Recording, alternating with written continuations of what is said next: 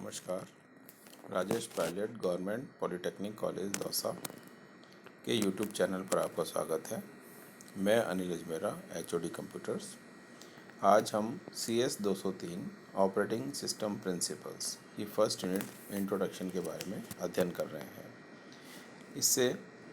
इसमें जो मुख्य पॉइंट हैं वो what is operating system, main frame, desktop, multi processor, distributed system and real-time system, and last point is operating system services।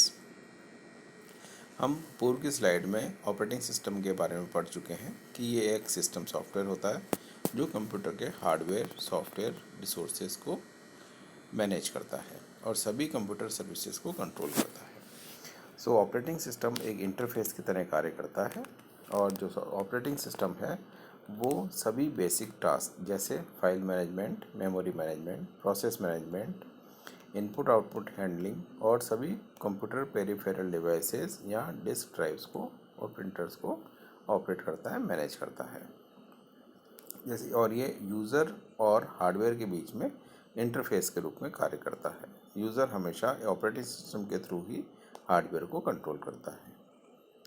इनके कुछ examples हैं जैसे Linux, Apple, Windows, IBM, Ubuntu, Unix, Android, MS-DOS, Mac operating system, BlackBerry, OS/2 इत्यादि।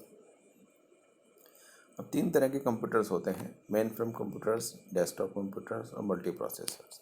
Main frame या जो computers होते हैं वो बड़े ऑर्गेनाइजेशन के लिए काम में आते हैं और क्रिटिकल एप्लीकेशन के लिए यूज़ होते हैं जैसे बल्क डेटा प्रोसेसिंग, जैसे सेंसर्स, इंडस्ट्रीज, कंज्यूमर स्टैटिस्टिक्स और एंटरप्राइज रिसोर्स प्लानिंग के लिए। ये काफ़ी बड़े होते हैं, इनकी प्रोसेस स्पीड बहुत ज़्यादा होती है। और जो दूसरी तरह के कंप्यूटर्स होते हैं वो मिनी कंप्यूटर्स या सर्वर्स, वर्क स्टेशंस और पर्सनल कंप्यूटर्स होते हैं। इसके बारे में हम पूर्व में पढ़ चुके हैं। ये इनका एक चित्र दर्शाया गया है जिसमें मेन फ्रेम कंप्यूटर्स हमें दिखाई दे रहे हैं। नेक्स्ट है डेस्कटॉप कंप्यूटर, जो जनरली हम लोग अपनी रूटीन लाइफ में देखते हैं और इनको काम में लेते हैं।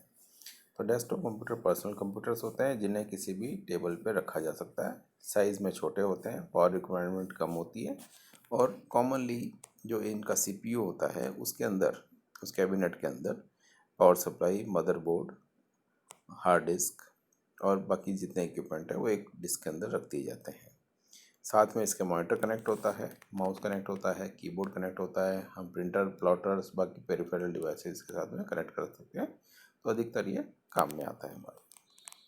ये कुछ डायग्राम्स हैं जो हम जनरली हमारी लाइफ में देखते हैं।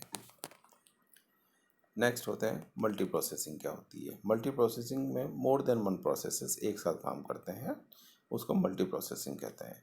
तो इसमें प्रोसेसर्स भी एक से ज़्यादा हो सकते हैं या सिंगल प्रोसेसर एक से ज़्यादा काम एक साथ कर सकता है, तो वो मल्टी प्रोसेसिंग कहलाता है। लूजली कपल्ड और टाइटली कपल्ड दो तरह के मल्टी प्रोसेसिंग होती है। ये मल्टी प्रोसेसर सिस्टम्स का डायग्राम है जिसमें 3 प्रोसेसर्स या नंबर ऑफ n प्रोसेसर्स हो सकते हैं जो अपने आप में इंडिपेंडेंट प्रोसेसर्स हैं। रजिस्टर्स और कैश मेमोरी है जो कि इनपुट आउटपुट डिवाइसेस और बसेस को शेयर करते हैं। नेक्स्ट है डिस्ट्रीब्यूटेड सिस्टम। डिस्ट्रीब्यूटेड सिस्टम में जो प्रोसेसिंग पावर है वो एक जगह रहने की जगह हम उसको डिफरेंट लोकेशन के ऊपर डिफरेंट लोकेशन के अंदर शेयर कर देते हैं जहाँ से हम उसको यूज़ करते हैं। तो प्रोसेसिंग एक जगह होने की जगह डिस्ट्रीब्यूटेड हो जाती है और सारे कंप्यूटर्स एक नेटवर्क के द्वारा जुड़े होते हैं। तो प्रोसेसिंग सेंट्रलाइज की जगह डिसेंट्रलाइज हो गई। इसके लिए कुछ प्रोटोकॉल्स काम में आएंगे और नेटवर्क ऑपरेटिंग सिस्टम यूज़ किया जाएगा जिसके द्वारा हम कंप्यूटर्स को कनेक्ट कर सकें और आपस में इंफॉर्मेशन शेयर कर सकें। इनके एडवांटेजेस हैं कि जनरली सिक्योर होते हैं, कंसिस्टेंट होते हैं और अलग अलग तरह के एरर्स को दूर करने के लिए कैपेबल होते हैं। और यदि कोई पर्टिकुलर सिस्टम ख़राब हो जाए तो हमारा पूरा नेटवर्क डाउन नहीं होता, बाकी सिस्टम नेटवर्क के काम करते रहते हैं। ये स्केल मतलब बढ़ाने में आसानी होती है कि नंबर ऑफ़ कंप्यूटर्स में इजीली कनेक्ट किए जा सकते हैं और जोड़े जा सकते हैं और इसकी पावर बढ़ाई जा सकती है।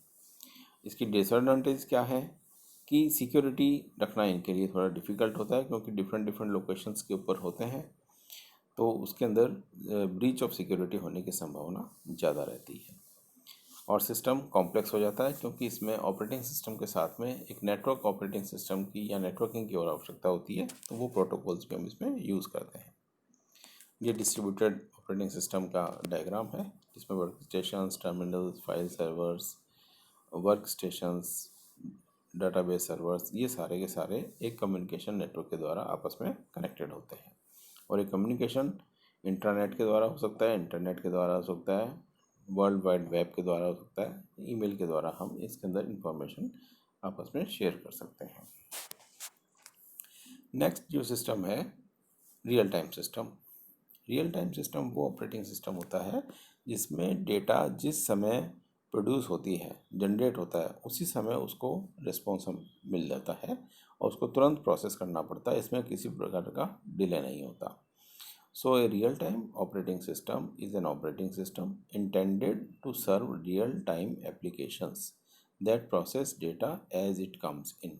कि जैसा ही डेटा जनरेट हुआ, इंफॉर्मेशन हमें प्राप्त हुई, तुरंत उसको हम रियल टाइम में प्रोसेस कर देते हैं।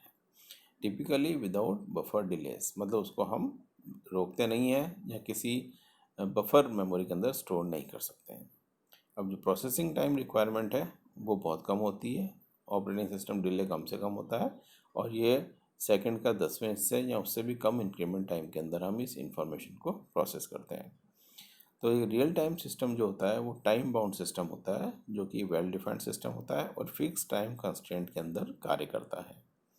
Processing must be done with in the defined constraint और द सिस्टम विल फेल। यदि वो डिफाइंड कंस्ट्रेंट या लिमिटेशंस में काम नहीं करेगा तो सिस्टम फेल हो जाता है। दे आइदर आर इवेंट ड्रिवन और टाइम शेयरिंग। ये इवेंट के द्वारा भी ड्रिवन हो सकते हैं या टाइम शेयरिंग मोड के अंदर भी कार्य कर सकते हैं। इवेंट ड्रिवन सिस्टम्स जो हैं वो टास्क और प्रायोरिटीज़ के बीच में स्विच करते रहते हैं। मतलब जो अगर हाई प्रायोरिटी का जॉब पहले आएगा तो हम कम प्रायोरिटी वाले जॉब को प्रीएम्प्ट कर देते हैं या रोक देते हैं और हाई प्रायोरिटी जॉब को पहले प्रोसेस करते हैं। While time sharing systems switch the task between on clock interrupts. और जब टाइम शेयरिंग सिस्टम हम यूज़ करते हैं तो जो क्लॉक के इंटरप्ट्स हैं या क्लॉक साइकिल हमने जो डिसाइड किया है उसके अकॉर्डिंगली ज़्यादा टास्क शेयरिंग होती रहती है। Most real-time operating systems use preemptive scheduling algorithm। preemptive scheduling algorithm के बारे में हम आगे नेक्स्ट यूनिट में पढ़ेंगे, जिसमें कि हाई प्रायोरिटी के जॉब को आने पर हम कम प्रायोरिटी के जॉब को वेट कंडीशन में रख देते हैं और पहले हाई प्रायोरिटी के जॉब को प्रोसेस करते हैं। तो वो ये प्रीएम्प्टिव शेड्यूलिंग कहलाती है।